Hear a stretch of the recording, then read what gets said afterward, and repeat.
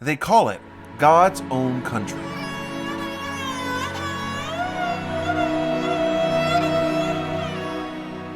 And they're absolutely right. These are the gorgeous backwaters of the Indian state of Kerala.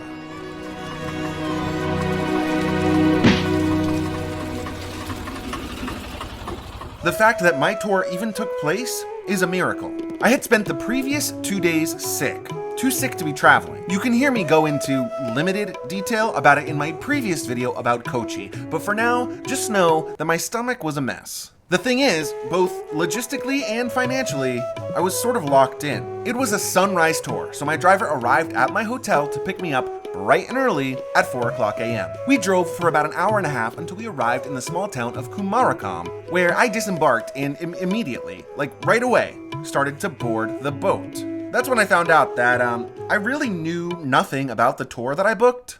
And so with very little fanfare or instruction whatsoever, I started on a canoe tour that would last me for the next 3 hours with no bathroom breaks.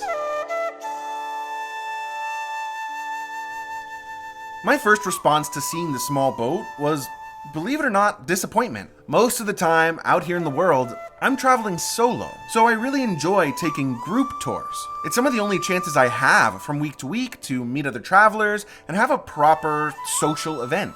And with this being 3 hours stuck on a boat, I was fully planning to walk away from it with a whole new group of friends. But that disappointment drifted away pretty quickly. Everyone knows that India is intense. Whether you're at the market or in the street, everything moves at 100 miles an hour all the time.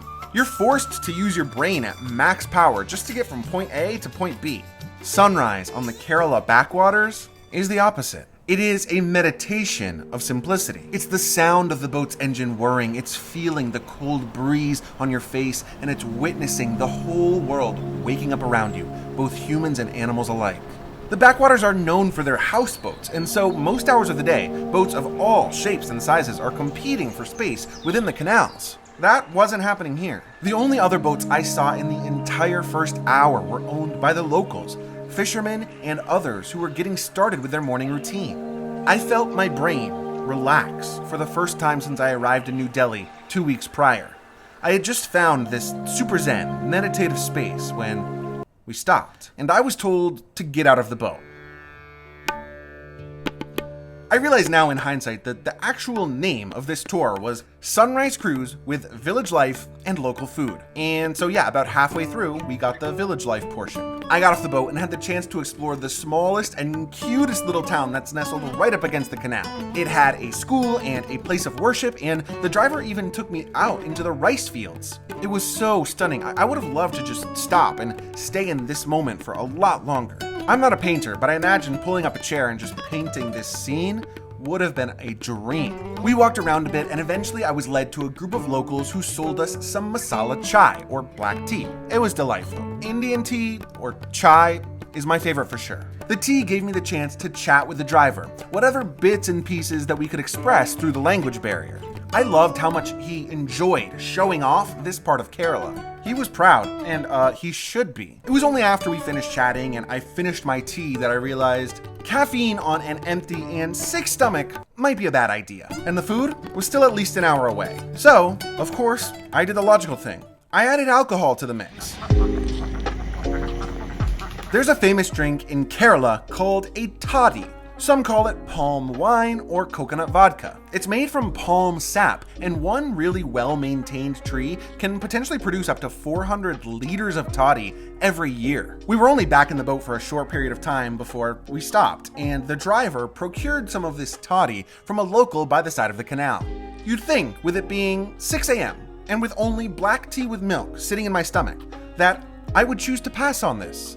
But no, my curiosity won out, and I slowly but surely started in on the toddy. And if I thought I was relaxed and meditative before, welcome to the final hour of the ride. For the last portion, we went to this huge lake, just water in and around our tiny boat for as far as I could see. And as we did that, it started to rain, so I pulled my chair back under the cover.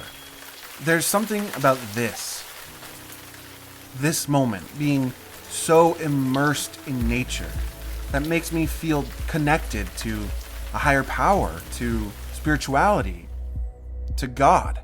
Kerala is God's own country, and while my own relationship to spirituality is complicated to say the least, filled with ups and downs and highs and lows and questions and answers, in this moment, it was all very simple.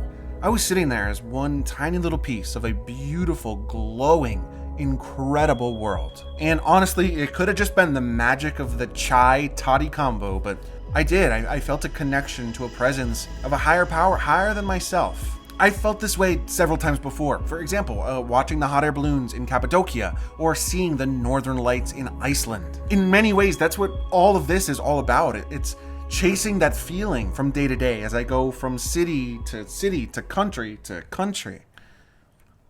It was special.